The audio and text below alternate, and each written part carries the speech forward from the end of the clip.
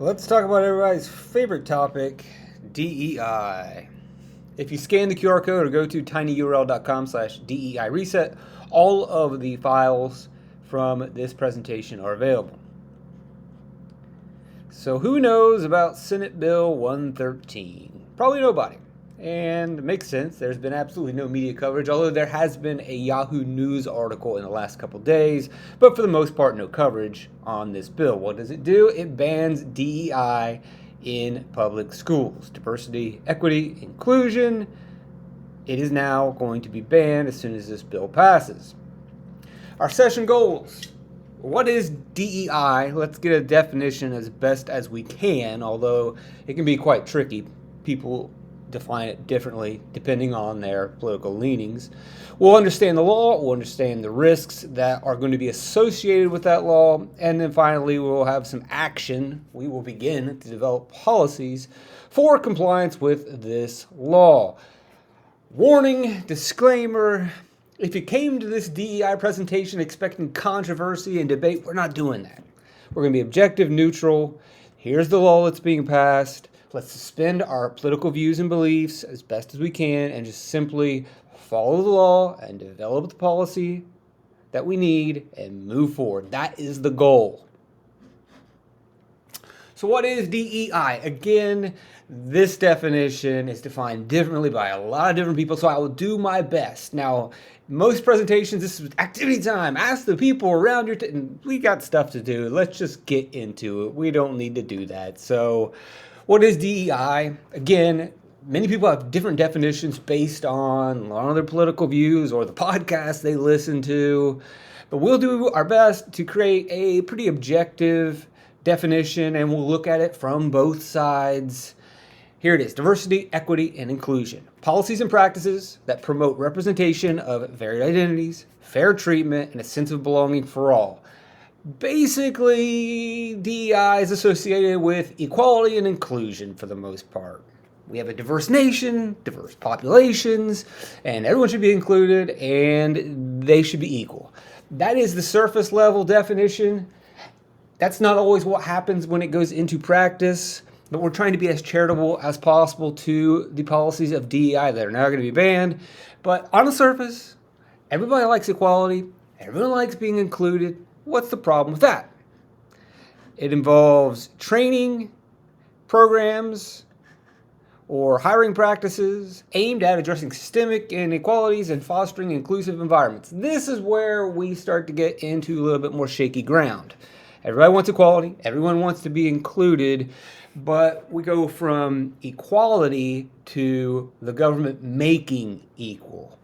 It's one thing for all of us to believe in diversity and equality, other than equity, which that's another conversation, and inclusion, but it's when we go from, yes, everyone should be equal, to let's make everyone equal. Oh boy.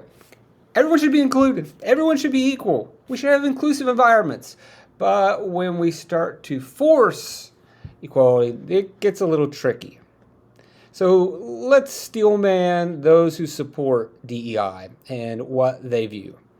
So the supporters of diversity, equity, inclusion say this fosters inclusive school environments. Yeah, everybody's included. That sounds great. Ensuring that the diverse students feel valued. If you are a different student, you still know that you are equal to others. That sounds great. And everyone is supported, right? So no matter your race, gender, religion, everyone's included, everyone's equal, we can all be successful. That's a great belief. Again, we're going to get shaky ground as when we try to make things equal.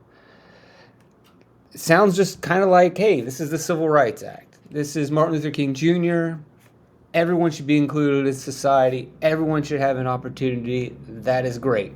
And on the surface it is, but when you get a little bit deeper into DEI, that's where we have seen problems occur.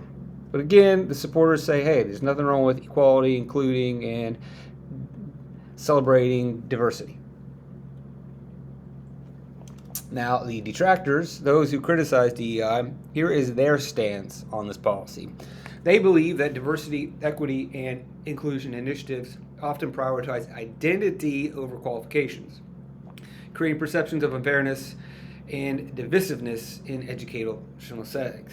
So DEI programs and practices take the idea of we should be equal and go the step further of making things equal. And often when we make things equal, we have to treat certain individuals unequally. And one of those is often the criticism that in making sure that everyone is represented, making sure that our diverse population has opportunities, people of certain identities are pushed up while others are pushed down, and it no longer becomes about who's the best for the job, who's the best at producing. It's do you fit certain criteria so that we are creating this equal society.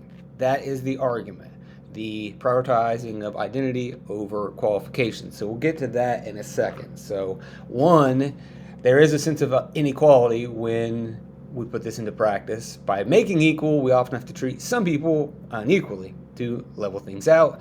But also, from a productivity standpoint, we are choosing people to do certain tasks, jobs, or given educational opportunities to be based on their identity rather than the qualifications. And in the end, if you promote people based on not what they can do, but who they are, then we often don't get stuff done.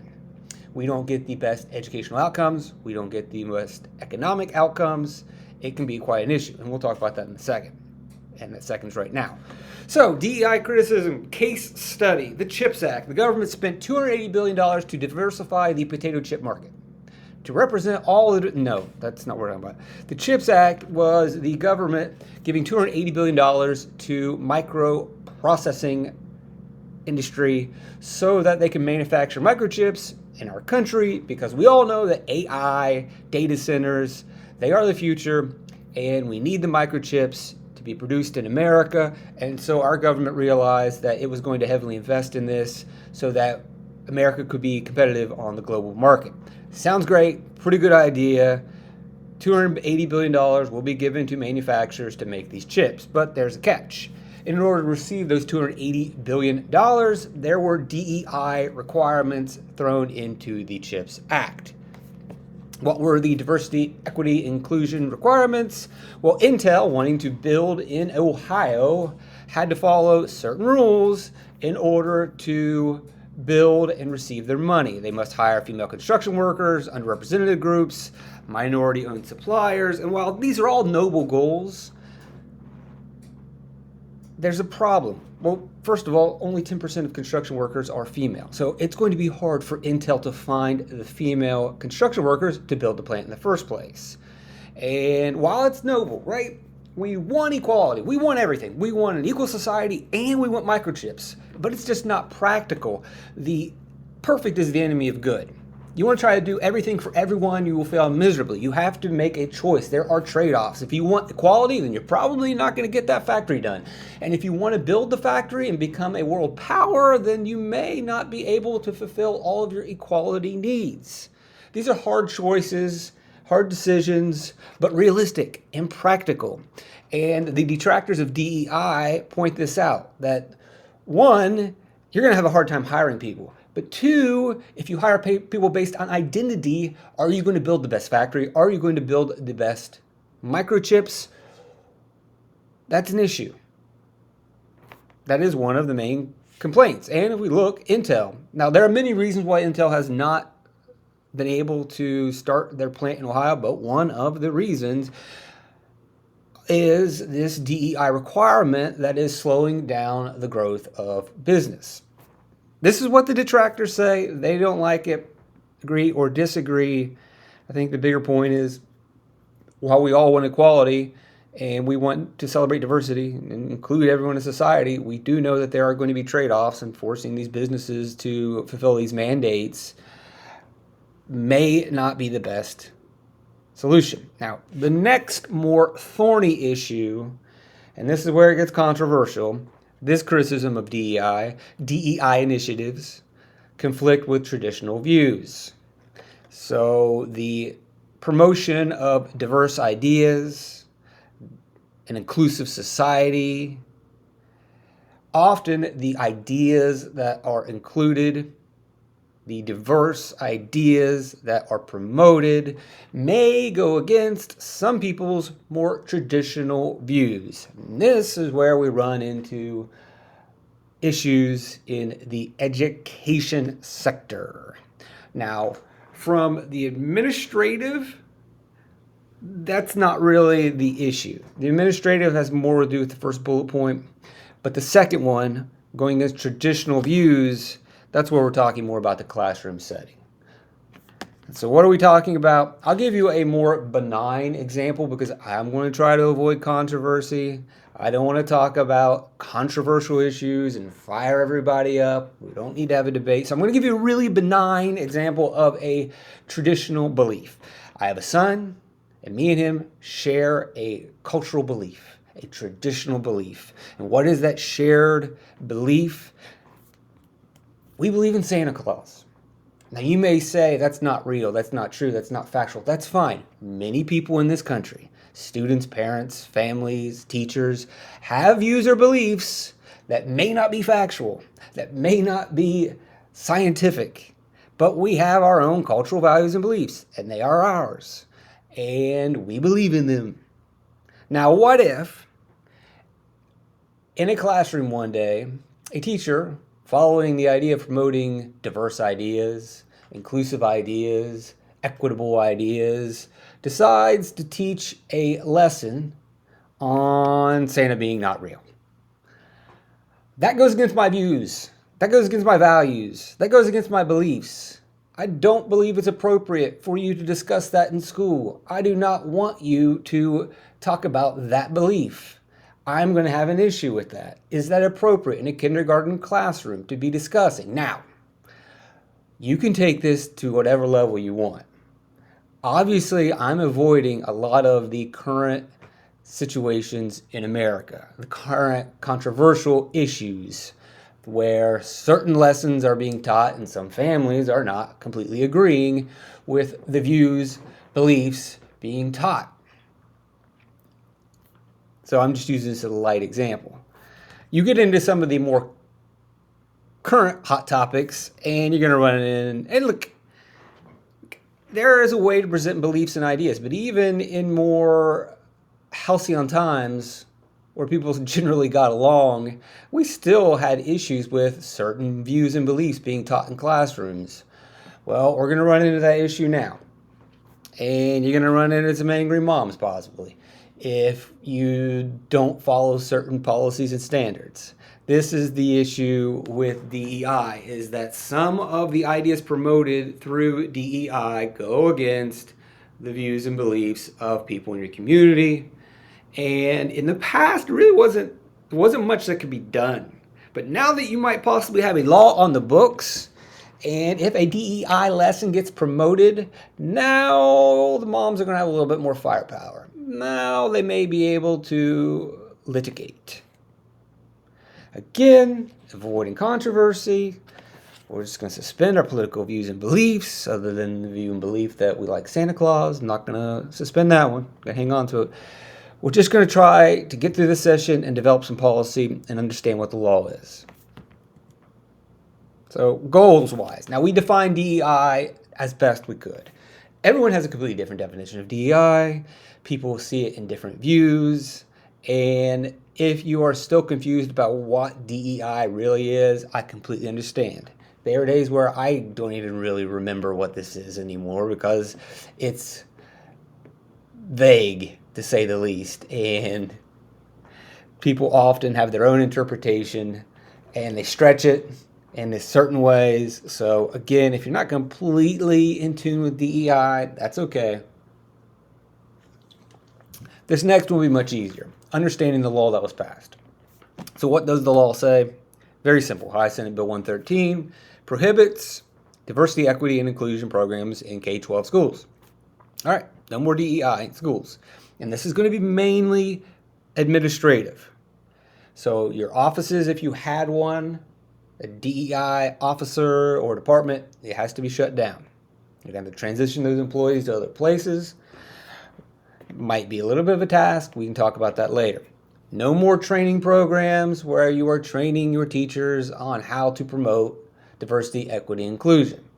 No more training programs, no PD, where you're trained on these different views or beliefs. And you can no longer use DEI for hiring. You're supposed to hire now based on qualifications. You're not going to elevate someone based on their identity, whether that be race or gender or beliefs. And last, there's no workarounds. You can't take your DEI stuff and rebrand it and rename it and try to get around the law. Also in this bill is a complaint process will be required by the school, and you'll establish it.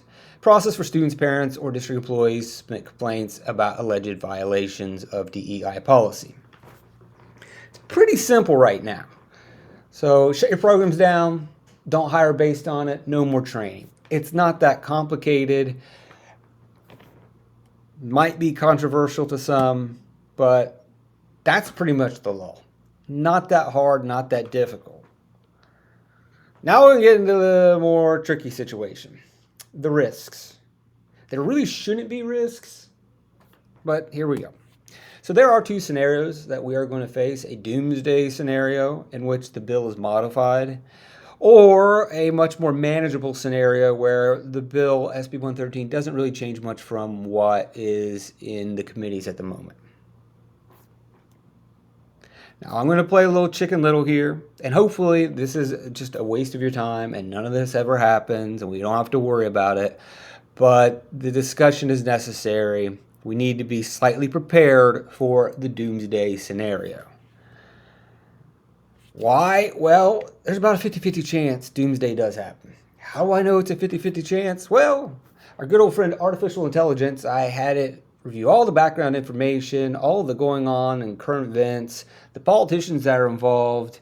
It went through the data like it does. It says, there's about a 50-50 chance that we could see the more heavy, hardcore version of SB 113. What is that? Well, we'll talk about that in a second. Again, it's Chicken Little. I hope I'm wrong. I hope AI is wrong, but we should prepare for this situation. One of the first problems that we're going to run into with SB 113 is that it doesn't really define what DEI is. As we talked about earlier, everyone has a different definition of what DEI is, and it often depends on your political leanings. And so one of the strategies we see from lawmakers or anyone is really just not to define it, to leave it vague and not go into the details, not corner yourself in. But the problem is, if you're going to determine whether someone violated promoting diversity, equity, and inclusion,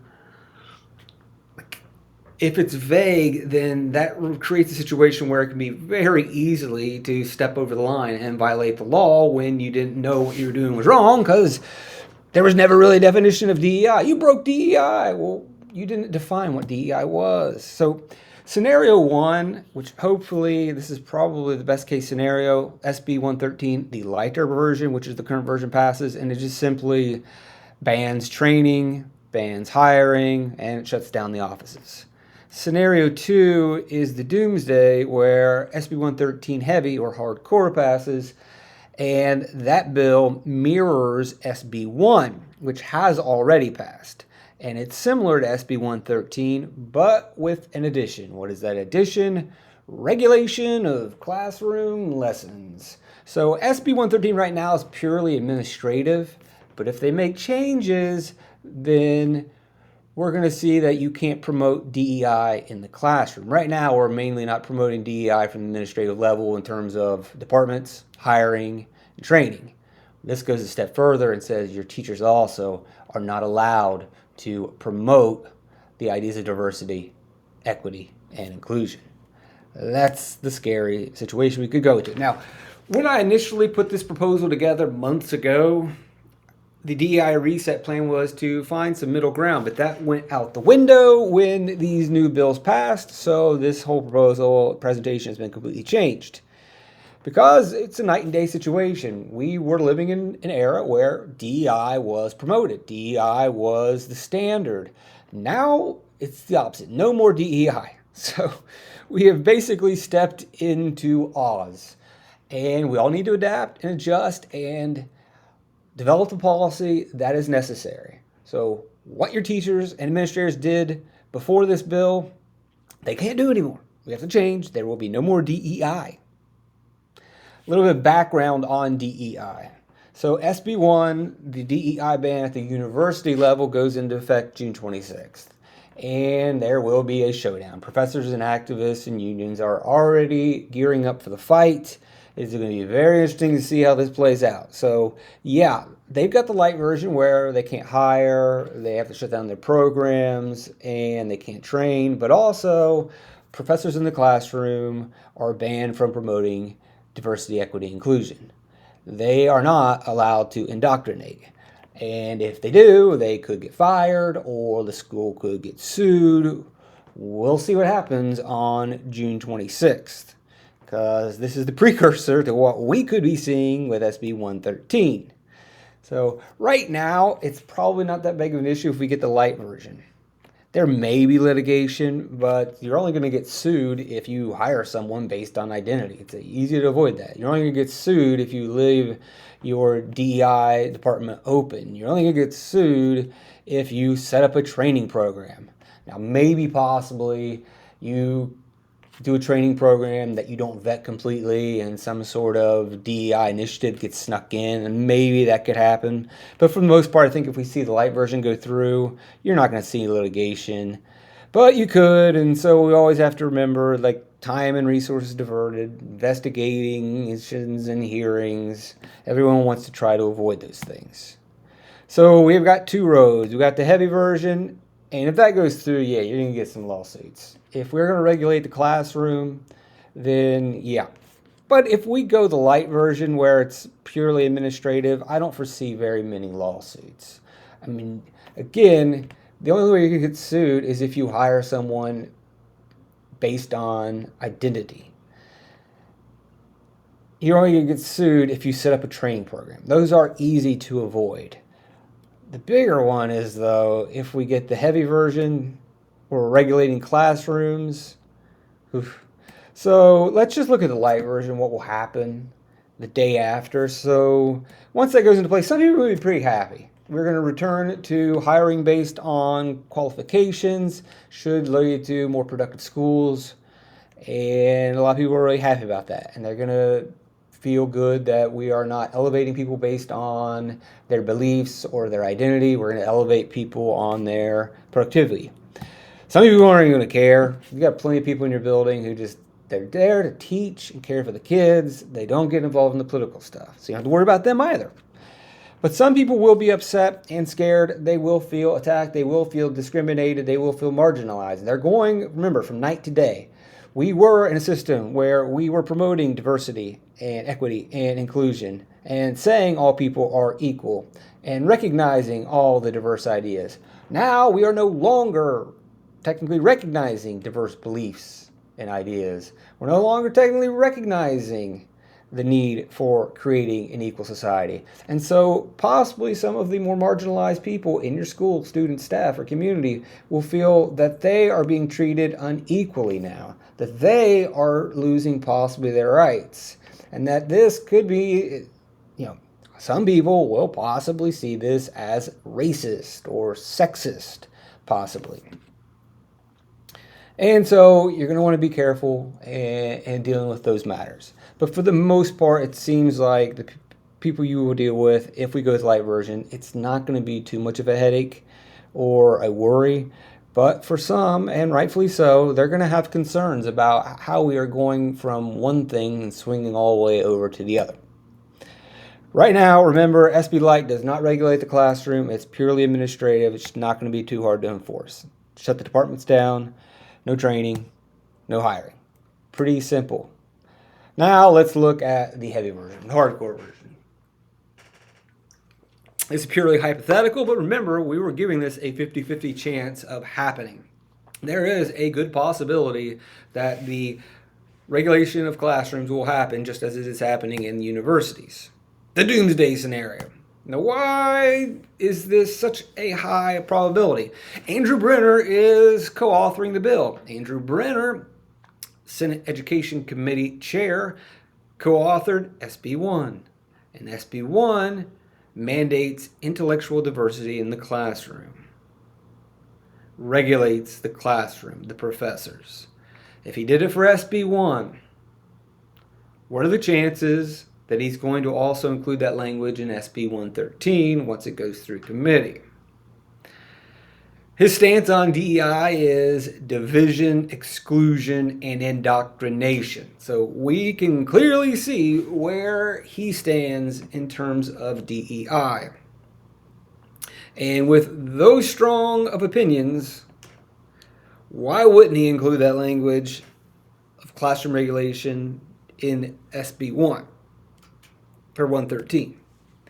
So SB 1, the intellectual diversity part of it, saying the classroom has to be open to all views, states that the professor shall not seek to indoctrinate any social, political, or religious point of view. You cannot indoctrinate the students on a DEI belief. You can't promote DEI. You can't promote a specific social view. You cannot promote a specific political view or say that one religious view is right. Bans promoting diversity, equity, and inclusion. If a professor does that, probably get fired. Probably call for some lawsuits. Now, what is promoting diversity, equity, inclusion? Again, we don't have a really good definition. And there's going to be all kinds of issues. But the indoctrinating a specific political view or religious view can probably be understood pretty easily. So it'd be great to have the nice version, but let's just continue to discuss the doomsday scenario. It's Chicken Little. Hopefully I'm wrong, but let's imagine that the SB1 language goes into SB 113. What are we looking at? So hope for the best, prepare for the worst. Let's hope that this doesn't happen. So in your classrooms, what's going to happen? Well, I think most of your teachers are going to be fine. But it doesn't matter because there's going to be problems on the fringes. And we're going to have to deal with the victims and the aggrieved. When this law goes into place, some people will feel like they're victims. And they've been promoting DEI for years. And now they're being told to stop. And what they believed in was a righteous cause of creating an inclusive, equal society. I'm not going to say whether they're right or wrong on that, but they believe what they have been doing in promoting diversity and promoting equity and inclusion was making our society better, making it more equal, making it more inclusive. Now, just because a law passes, do you think that they are going to completely stop doing that? Maybe some will, but on the fringes, there's going to be some that are going to keep going. And then even the ones that aren't necessarily out on a social crusade, but more so, it's just their identity. It is who they are. They're not necessarily promoting a cause. They're promoting themselves. They have certain beliefs or views. Now, maybe they shouldn't share some of those views and express those views in the classroom. But nonetheless, they are going to promote their identity. And in promoting their identity and beliefs, that could be interpreted as violating SB 113. Also, we have to deal with the aggrieved. Now, before we get to the aggrieved, I want to remind you that there is...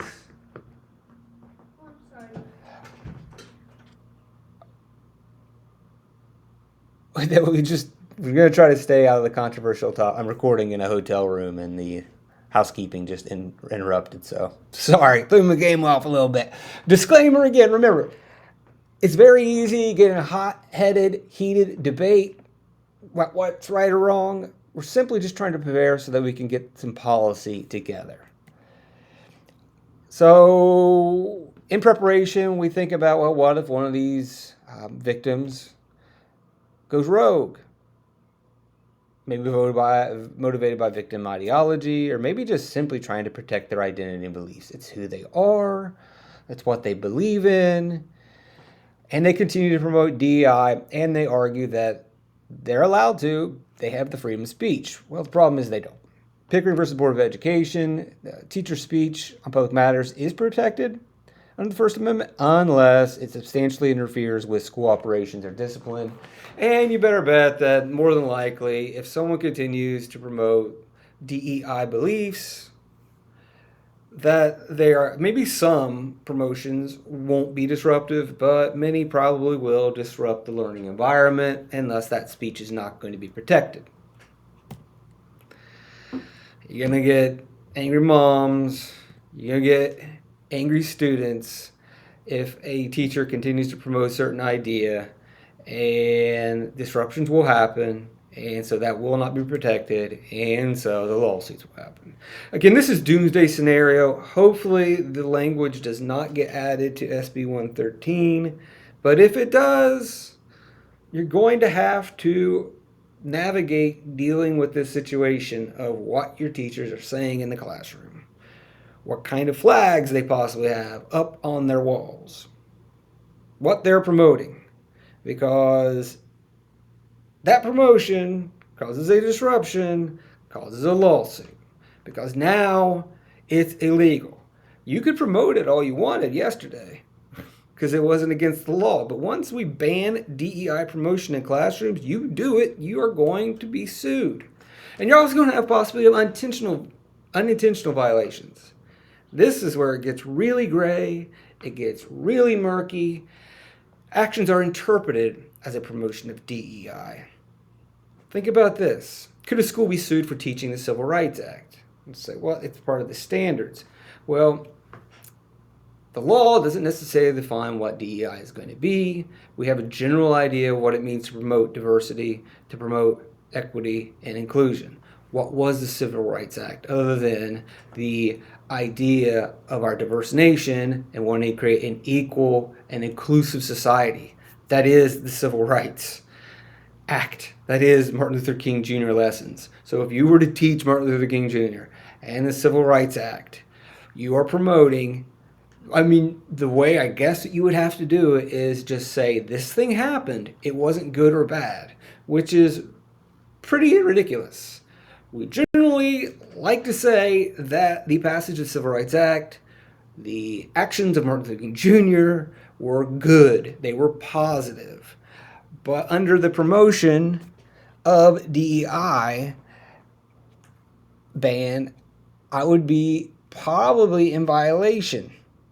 And it only takes one student or one parent to cause this headache. Now, likely this would be a frivolous situation, a frivolous lawsuit, and the school would probably win, but not before spending time and resources. And this is just one example of what could happen. Again, Chicken Little, doomsday scenario. Maybe I'm going a little far, but it's important for us to have this conversation, discussion, and prepare for what could be to come. And now let's talk about the aggrieved. This is another community member, parent, student, or even teacher that you're going to have to prepare for. It's their turn now. They've had to deal with DEI. They didn't like DEI, but there was nothing they could do about it. Well, now that it's illegal, they can get their payback. So imagine you probably have some younger teachers in your school with different views or new ideas, different beliefs, and possibly some of those beliefs or actions or things that they did in the classroom rub some of the teachers the wrong way.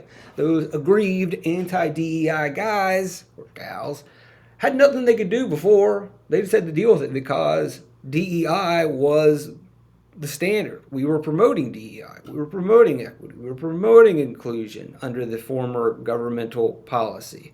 We have now shifted night to day, and now all that stuff's illegal. And now that teacher has firepower. That angry mom can do something about it. That disgruntled student can take out his revenge on the teacher. And whether their intentions are good or bad, the fact is that they complain, and it's easy to prove someone is promoting DEI. You're going to have to deal with that. So let's do an activity. Activity time. DEI ban sim scenarios. And this is going to revolve around the intellectual diversity clause, the indoctrination clause, the idea that in the classroom you got to be open to all views now, and you shall not seek to indoctrinate any social, political, or religious point of view. You cannot indoctrinate the students. You cannot push a specific social view, political view, or religious point of view. You're going to read 3 scenarios, and you're going to decide in each, is it a violation of SB 113? Now, we're going to talk about this hypothetically in the heavy situation, the hardcore version, the version that goes beyond administrative and regulates in the classroom, which hasn't technically passed, but could. Submit your answers in the Google form. You can get there through the QR code or the link at the bottom, and then we will review your answers from the group. It's all anonymous. We'll also look at what AI said the correct answer was. And then also I had artificial intelligence look over the demographics of each of your schools and create a profile. And then from that profile, calculate what the parents' response to the question would be. So we'll see your answer versus AI answer versus your community parents' answer. So number 1, in a suburban ESC district, during a unit on 20th century U.S. history, the teacher discusses redlining and says, historical policies like redlining created racial wealth gaps that still challenge equality today. The lesson includes primary sources, but no opposing views. A parent complains claiming indoctrination of race. Yes or no? The answer is yes, according to AI. What's the rationale? The clause bans imposing viewpoints, requiring students to form their own conclusions. The teacher's fact-based statement aligns with Ohio standards, but includes still challenge equality today, implying racism as the main cause of inequality. This is a promotion of the foundational DEI belief that inequality is due to systemic racism. So the teacher, whether intentional or not, is promoting a DEI belief. It admits alternative perspectives like socioeconomic factors or of individual responsibility. Those could be factors in creating inequality today, which the clause requires for controversial topics like race. The subtle imposition likely violates the clause under a strict interpretation, and 75% of parents agree. In a rural ESC district, Athens, Meigs, used to live down there. During a lesson on human impacts on ecosystems, the teacher shows data on carbon emissions and says reducing our carbon footprint is critical to protect the planet for future generations. Students discuss local solutions, but no skeptical views on climate change are included. A parent complains, alleging indoctrination on climate policies. So yes, DEI is not just race and gender. We're pretty much going to touch on everything. And the correct answer, according to AI, yep, you violated a policy. Sorry, can't do that. The clause requires avoiding imposed viewpoints on controversial topics like climate policy. The teacher's data is evidence-based, aligning with Ohio science standards. However, the statement is critical to protect the planet is prescriptive, implying a specific environmental stance. Urgent action is required, without acknowledging alternative views, economic trade-offs, climate skepticism, which the clauses focus on allowing conclusions demands. The omission of counter perspectives, even briefly, makes this a subtle violation in a strict reading. 90% of parents agreed. You're indoctrinating my child into the belief of climate change. Last, in an urban ESC district, Cuyahoga County. During a literature unit, the teacher assigns a novel addressing transgender experiences and says, this book shows why understanding diverse identities helps build a more inclusive society. The lesson includes discussion questions, but no perspectives questioning inclusion. Parent complains, alleging indoctrination on gender identity.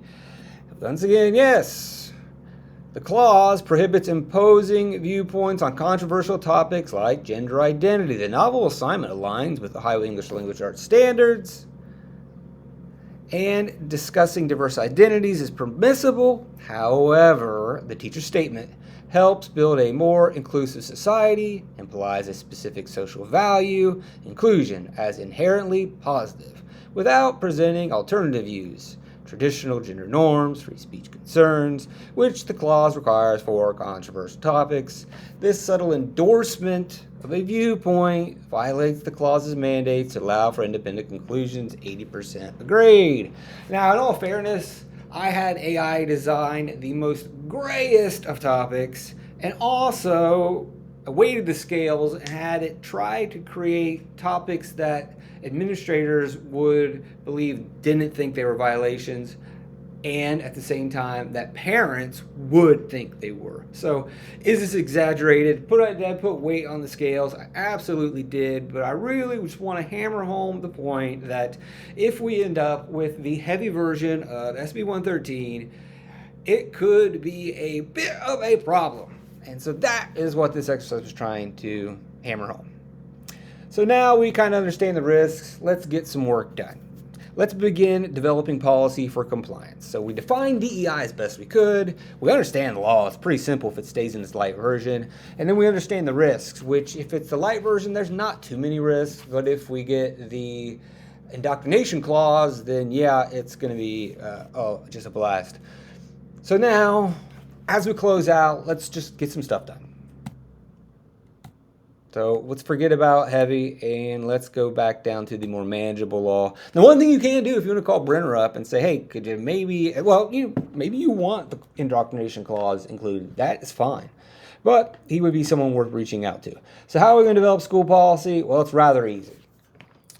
We can have AI do this for us. Very simple. Artificial intelligence will create everything that we need, and you could be done you could have all this hammered out and ready to go by the end of the session.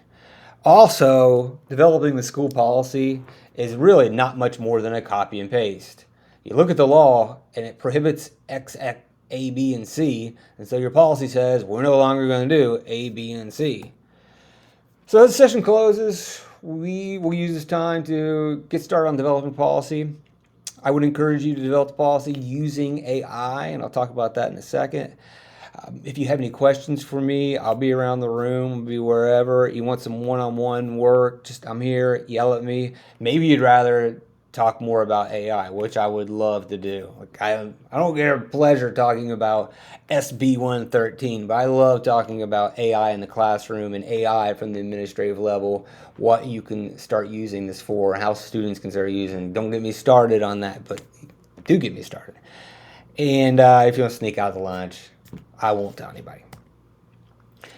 So as we wind down, AI will... These are some of the simple things it can do in terms of this SB law. It's going to explain DEI better. You can ask it questions to get a better understanding of DEI. Summarize and analyze SB 113. It's simple to do. You can have it look up SB 113. Sometimes it has trouble finding certain things. So if you just get the PDF of the law from the government's website and drop it in, it'll summarize and analyze it. Discuss risks, just like we had done before, or kind of situations that we could run into if the regulation of the classroom happens. It's going to create the policy for you of how, and basically write down all the legal stuff that you need to present to your community. And then it also is going to give you it can give you a step-by-step rollout of, all right, what do we have to do first? What do we got to do next? What's the next step in the process of creating this policy? It'll do all of that. Now, I will be a shill here from Magic School. My school uses Magic School. My students use Magic School every day. I love Magic School. There's a lot of great AI tools, but from the education perspective, this thing saves me so much time. You can use it as an administrator. You can use it as a teacher. And if you go to this QR code or you follow that link and use the code MAGICMAY, Magic School has graciously agreed to give everyone with this here, and you can also share this with your teachers back at your schools, a free month, no strings attached, you're not going to get billed, access to Magic School and all of the tools. Free for a month. Just follow that link, that QR code. If you want to do it now so that you can mess around with AI as we develop policy, you can do that. There are also other AI tools. We'll talk about those in a second, but just using Magic School, I open up Magic School. I look for the chatbot, which I just type in the search. I pull up the chatbot. So this is something that you could do today. And I pull up the custom chatbot and I ask it to do these things. Explain SB 113, give me a definition of DEI, create a school compliance policy, complaint process, make all this stuff for me, because I don't want to do it myself.